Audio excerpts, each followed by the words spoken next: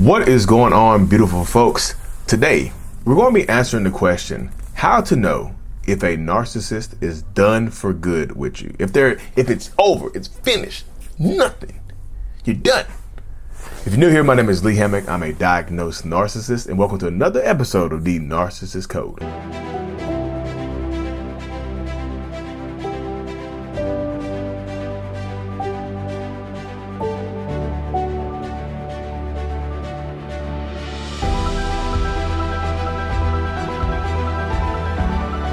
Bing. Welcome back, folks. Welcome back. Yes.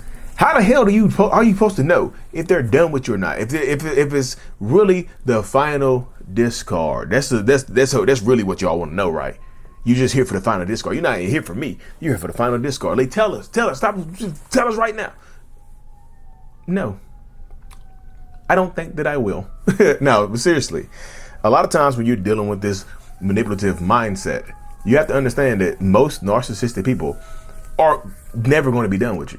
I ain't gonna say most. I feel like there's a lot. I ain't gonna say most. If I had to put a percentage on it, this is completely anecdotal, just from my own experiences and all the people I've talked to as well. Right, the people that I've talked to, I've coached thousands of people that have been dealing with narcissistic, toxic relationship dynamics over the last almost 4 years. I would say 60-40. I would say, no, 65-35. I would say 65. I'm gonna end with 70%. My final number. I say 70%. It seems like they always want to consistently reach out. Between 65 and 7. Now between 67.5. Let's split the difference. 67.5% of people hoover. That means that there's a huge percentage of people that don't hoover. So that means if it's 67 out of 100, that means 33 people don't hoover. So if you don't get hoovered, it doesn't mean you don't get hoovered or they completely done with you. It doesn't mean that you are worth less. Stop attaching your value to the narcissistic person, because when you are worried about a hoover, it's making you question your self-worth. That means you're attaching more value to them. You're attaching more value to their actions and to their opinions as opposed to your own, right? So how the hell are you supposed to know if they're done for good? See how some of them will absolutely tell you straight up, and they'll block you everywhere, and you'll never hear from him again. Like Maui, when he fell into the ocean after Tafiti smacked him. You see what I'm saying? Maui fell into the ocean with his hook, never to be seen again. You see what I'm saying? Like the grandma from Moana said that. Sometimes they will disappear on you. Sometimes they'll be absolutely done with you, and you won't hear from them again. Some of them will ghost you, y'all. Keep it high. Some of them will ghost you and become Casper, the unfriendly narcissistic ghost. And they will you'll never hear from him again. But there will be signs, y'all, because sometimes, like, the signs will include, like, disconnecting from you emotionally, just viciously.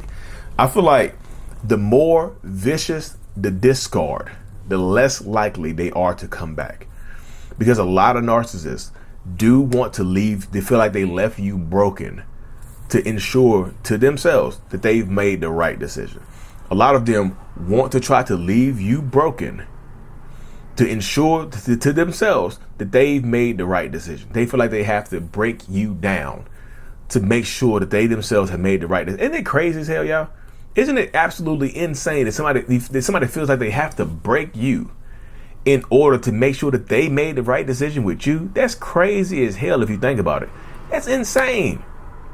So the more vicious the discard, like if they just file for divorce without you knowing, you get served papers and they just start talking through the attorneys. Like this damn near like they're treating you like you're the narcissist. They go no contact with you. They block you everywhere. And all the contact has to go through an intermediary, like an attorney or a family member or a mediator, whoever it is in these situations, right? Now, I also feel like they are less likely to be complete. This is a tidbit. They are less likely to be completely done with you if you have kids together. Now, when I say that, it doesn't mean that some of them will not. Deadbeat parents absolutely exist. Some of them will ghost your ass whether you have kids with them or not. Right? The ghosting, it's a universal ghosting. They ghost you, the kids, they own family. Sometimes they disappear. Like it's like they damn near they went to Mars. They might as well live on Mars, right? Or they might as well be orbiting the damn moon or at the International Space Station or something along those lines, right? That happens.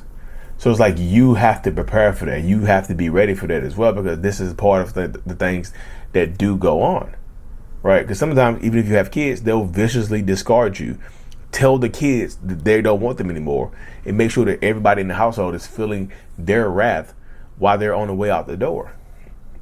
That's absolutely something that happens to so many people. People will feel their wrath on the way out the door because they themselves feel like they deserve to hurt you for some reason. Like they themselves, and a lot of times when they viciously discard you, yes, they do have someone else.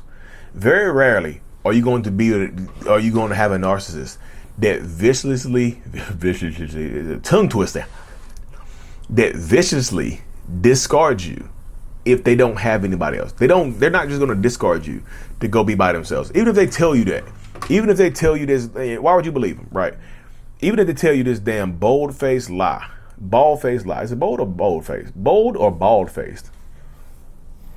I'm going to say bold-faced. They tell you this bold-faced lie. There's nobody else. I promise you. It's just I've decided to take my life in a whole different direction. And the direction just doesn't include you. They be lying. All of a sudden, out of nowhere, they pop up. You hear through a friend or hear through a family member. Yeah, I saw Lee I didn't realize you and Lee had broke up. I saw him at a cafe smooching. And then somehow we get in contact and I lie to you like, this just happened. It's not something that was planned. You can't help what the heart wants. The heart wants what the heart wants, and the heart wants this other person. I'm sorry. Blah, blah, blah. You know what I'm saying? But then they'll still viciously discard you. They'll just like, well, this person is better than you. What do you expect from me?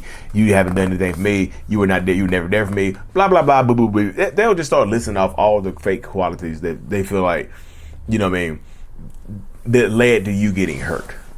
So a lot of times, like I said, the more vicious the discard, the less likely they are to come back. You know, and another way, y'all, if they disappear and block you off of everything, if they block you on social media, if they disconnect from you everywhere, a lot of times they might be completely done.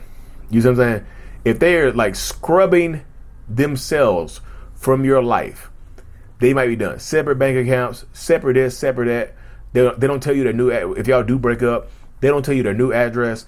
That's a sign that they might be completely done, because they don't want to know you. They don't want you to know where they are or who they are with, because that's important to them to keep it to themselves, right? Because they don't want you to know if they are with somebody else sometimes, or sometimes they just don't want you to know where they are, because you can catch them up and maybe you can expose them, right?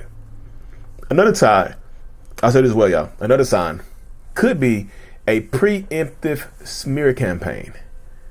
Like, what a preemptive smear campaign will be, they start spreading lies and rumors about you while y'all are still together.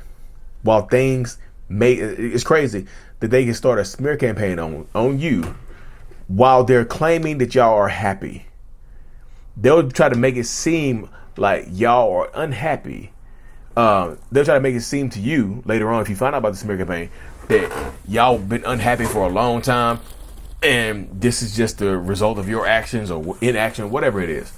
But sometimes they'll start spreading rumors about you cheating, about you being abusive behind the scenes, about you being neglectful. They'll start spreading these rumors about you. A preemptive smear campaign could be a sign that they're done for good. Like I said, let me reiterate this. Done for good. You know, that's a crazy euphemism. It doesn't mean that you will never hear from him again. It just means that y'all won't be in a relationship anymore. Like, the relationship dynamic will never be the same. That's what I mean by done for good. Because like I said, sometimes y'all do have kids and y'all have to exchange kids and whatnot. So they still might not want to have a relationship anymore with you. They might be completely, the discard might be permanent. The final discard from their perspective might be a permanent discard and whatnot, not one of these temporary ones. You know what I mean? But all in all, y'all, the final discard, them being done for good, it does fall onto you. Because a lot of times, like I said, over 60%, over 65% of the time, they will come back because they feel like they have unfinished business, or they can have you as a backup plan and things like that. The final discard is up to you. Like if they tell you that they're done with you, their behaviors are unbecoming, they've been being horrible to you and whatnot, a lot of times it falls onto you to just be like, hell no, I got to be done with you. Hell no, this can't go any further. Hell no, me and you have absolutely got to go our separate ways. You have the ability to do that. You have the power in you to say that and do that. So the final discard a lot of times is up to you. If they're done, like a lot of times they could be done for good because you won't allow them access to you anymore. Like when you go no contact with them and they stop reaching out, they could be done for good because you took your power back and cut off that access to them. A lot of times they could be done for good because you just started ignoring the smear campaign. You didn't keep fighting back. Like you just didn't give them any type of emotional energy, any type of reaction. You didn't give them that. They didn't receive it from you. So they could be the mental position that they have to be done for good. You know? So a lot of times the final discard falls onto you on what you want to do and how you want to handle certain situations moving forward and whatnot. Because narcissistic people, most times, they're going to do everything and anything to benefit themselves in any way, right? This is how it goes. You know what I mean? This is the mindset, the dynamic, the inklings that they get, y'all.